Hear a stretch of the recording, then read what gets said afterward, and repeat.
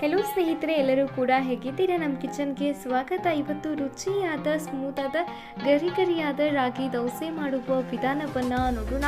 ಈ ಒಂದು ರೆಸಿಪಿನ ನೀವು ಮಿಸ್ ಮಾಡಲು ಹೋಗಬೇಡಿ. ಮನೆಯಲ್ಲಿ ಈ ರೀತಿ ಒಮ್ಮೆ ರಾಗಿ ದೋಸೆಯನ್ನು ಮಾಡಿ ನೋಡಿ, ಸಖತ್ ಟೇಸ್ಟ್ ಕೂಡ ಸಿಗಲಿದೆ. ಹಾಗಾದರೆ ಬನ್ನಿ ಹೇಗೆ ಮಾಡಬೇಕು ಎಂಬ ವಿಧಾನವನ್ನು ನೋಡೋಣ. ದಿಢೀರಾಗಿ ನೀವು ರಾಗಿ ದೋಸೆಯನ್ನು ಮಾಡಬಹುದಾಗಿದೆ. ಟಿಫಿನ್ಗಾಗಿ ಆರೋಗ್ಯಕ್ಕೂ ಕೂಡ ಒಳ್ಳೆಯದು. ಈ ಒಂದು ರೆಸಿಪಿನ ಮನೆಯಲ್ಲಿ ಟ್ರೈ ಮಾಡಿಕೊಳ್ಳಿ. ಈ ಒಂದು ಪಾತ್ರೆಯಿಂದ ಅರ್ಧಕ್ಕಿಂತ ಸ್ವಲ್ಪ ಮೇಲೆ ನಾವು ರಾಗಿ ಹಿಟ್ಟನ್ನು ತೆಗೆದುಕೊಂಡಿದ್ದೇವೆ. ಇದಕ್ಕೆ ಸ್ವಲ್ಪ ಮೈದಾ ಹಿಟ್ಟು ಹಾಗೂ ಮೈದಾ ಹಿಟ್ಟುಗಿಂತ ಕಡಿಮೆ ಸ್ವಲ್ಪ ಗೋಧಿ ಹಿಟ್ಟನ್ನು ಆ್ಯಡ್ ಮಾಡಿಕೊಳ್ಳಿ. ಆ್ಯಡ್ ಮಾಡಿಕೊಂಡು ರುಚಿಗೆ ತಕ್ಕಷ್ಟು ಉಪ್ಪನ್ನು ಹಾಕಿಕೊಳ್ಳೋಣ. ರುಚಿಗೆ ತಕ್ಕಷ್ಟು ಉಪ್ಪನ್ನು ಹಾಕಿಕೊಂಡ ನಂತರ ಸ್ವಲ್ಪ ಅಡುಗೆ ಸೋಡಾ ಹಾಕಿ ನಂತರ ಚೆನ್ನಾಗಿ ಕಲಿಸಿಕೊಳ್ಳಿ. ಅರ್ಧ ಕಪ್ನಿಂದ ಮೇಲೆ ನಾವು ರಾಗಿ ಹಿಟ್ಟನ್ನು ತೆಗೆದುಕೊಂಡಿದ್ದೇವೆ. ಸ್ವಲ್ಪ 2 ಟೇಬಲ್ ಸ್ಪೂನ್ ಅಥವಾ 3 ಟೇಬಲ್ ಸ್ಪೂನ್ನಷ್ಟು ಆಗುವಷ್ಟು ಮೈದಾ ಹಿಟ್ಟನ್ನು ಹಾಕಿಕೊಳ್ಳಬೇಕು. 1 ಅಥವಾ 1/2 ಟೇಬಲ್ ಸ್ಪೂನ್ನಷ್ಟು ಗೋಧಿ ಹಿಟ್ಟನ್ನು ಹಾಕಿಕೊಂಡು ಈ ರೀತಿ ಹಿಟ್ಟನ್ನು ತಯಾರು ಮಾಡಿ ಇಟ್ಟುಕೊಳ್ಳಿ. ಇದನ್ನು ಮಿನಿಮಮ್ 1 ತಾಸು ರೆಸ್ಟ್ ಮಾಡಲು ಬಿಡಿ. ಹಿಟ್ಟು ರೆಸ್ಟ್ ಆಗುವ ತನಕ ರಾಗಿ ಜೊತೆಗೆ ಕೊಬ್ಬರಿ ಚಟ್ನಿ ಮಾಡುವ ವಿಧಾನವನ್ನು ನೋಡೋಣ. ಇಲ್ಲಿ ಕೊಬ್ಬರಿಯನ್ನು ತೆಗೆದುಕೊಂಡಿದ್ದೇವೆ. ಹಸಿ ಕೊಬ್ಬರಿಯನ್ನು ತೆಗೆದುಕೊಳ್ಳಿ. ನಂತರ ಸ್ವಲ್ಪ ಶೇಂಗಾ ಹಾಗೂ ಪುಟಾಣಿಯನ್ನು ಆ್ಯಡ್ ಮಾಡಿಕೊಳ್ಳಿ.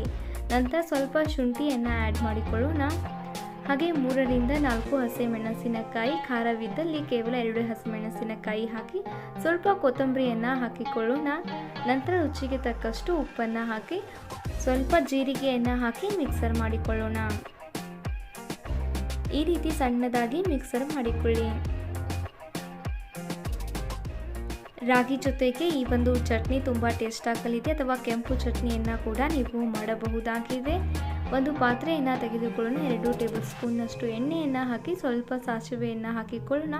ಹಾಗೆ ಸ್ವಲ್ಪ ಉದ್ದಿನ ಬೇಳೆ, ಕೊಬ್ಬರಿ, ನಂತರ 2 ರಿಂದ 3 ಕೆಂಪು ಮೆಣಸಿನಕಾಯಿ, ಒಣಮೆಣಸಿನಕಾಯಿಯನ್ನು ಹಾಕೋಣ.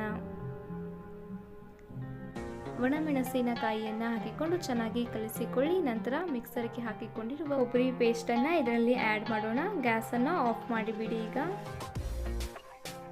ನಂತರ ಚೆನ್ನಾಗಿ ಕಲಿಸಿಕೊಳ್ಳಿ. ತೆಂಗಿನಕಾಯಿ ಚಟ್ನಿ ಈಗ ರೆಡಿಯಾಗಿದೆ.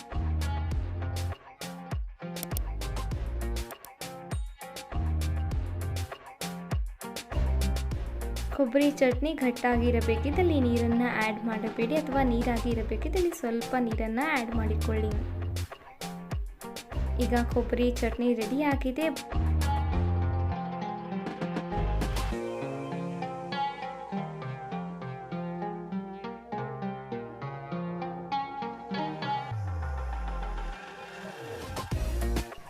ರಾಗಿ ಹಿಟ್ಟು ಮಿನಿಮಮ್ 1 ತಾಸು ನೆನೆಯಲು ಬಿಡಬೇಕು. ಹಾಗೆ ನೀವು ಹಾಕಿದಲ್ಲಿ ದೋಸೆಗಳು ಚೆನ್ನಾಗಿ ಆಗುವುದಿಲ್ಲ, ಹರಿಯುತ್ತವೆ. ಆದ್ದರಿಂದ ಮಿನಿಮಮ್ 1 ತಾಸು ಹಿಟ್ಟನ್ನು ನೆನೆಯಲು ಬಿಡಿ, ಅಥವಾ ಅರ್ಧ ಗಂಟೆ ಆದರೂ ಕೂಡ ಮಿನಿಮಮ್ ಹಿಟ್ಟನ್ನು ನೆನೆಸಿ. ನಂತರ ದೋಸೆಯನ್ನು ಹಾಕಿಕೊಳ್ಳೋಣ. ನೋಡಿ, ಸ್ಮೂತಾಗಿ ಈ ರೀತಿ ದೋಸೆಯನ್ನು ಹಾಕಿಕೊಳ್ಳಿ.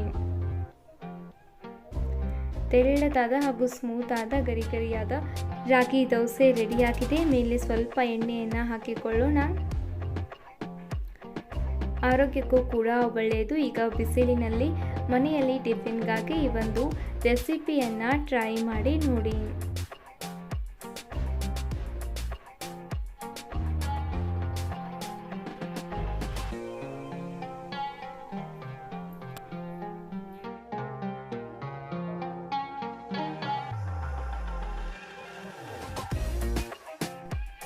ನೋಡಿ ಎಷ್ಟು ಚೆನ್ನಾಗಿ ರಾಗಿ ದೋಸೆ ಆಗಿದೆ ಅಂತ. ಆದ್ದರಿಂದ ಮಿನಿಮಮ್ 1 ತಾಸು ಅಥವಾ 30 ನಿಮಿಷ ಹಿಟ್ಟನ್ನು ನೆನೆಯಲು ಬಿಡಿ. ಈ ರೀತಿ ನಿಮ್ಮ ಮನೆಯಲ್ಲಿ ಒಮ್ಮೆ ರಾಗಿ ದೋಸೆಯನ್ನು ಮಾಡಿ ನೋಡಿ. ಈ ಒಂದು ರೆಸಿಪಿ ನಿಮಗೆ ಇಷ್ಟವಾದಲ್ಲಿ ಈ ಕೂಡಲೇ ಈ ಒಂದು ವಿಡಿಯೋನ ಎಲ್ಲರಿಗೂ ಕೂಡ ಶೇರ್ ಮಾಡಿ.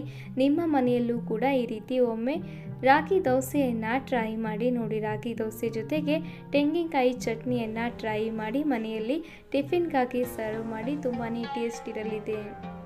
ಈ ಒಂದು ವಿಡಿಯೋ ಲೈಕ್ ಮಾಡಿ ಹಾಗೂ ನಿಮ್ಮ ಎಲ್ಲ ಸ್ನೇಹಿತರೊಂದಿಗೆ ಮರೆಯದೆ ಶೇರ್ ಮಾಡಿ. ನೀವಿನ್ನೂ ಕೂಡ ನಮ್ಮ ಚಾನಲ್ನ ಸಬ್ಸ್ಕ್ರೈಬ್ ಮಾಡಿಲ್ಲವೆಂದಲ್ಲಿ ತಪ್ಪದೆ ಸಬ್ಸ್ಕ್ರೈಬ್ ಮಾಡಿಕೊಳ್ಳಿ. ವಿಡಿಯೋನ ಸಂಪೂರ್ಣವಾಗಿ ನೋಡಿದ್ದಕ್ಕೆ ಧನ್ಯವಾದ.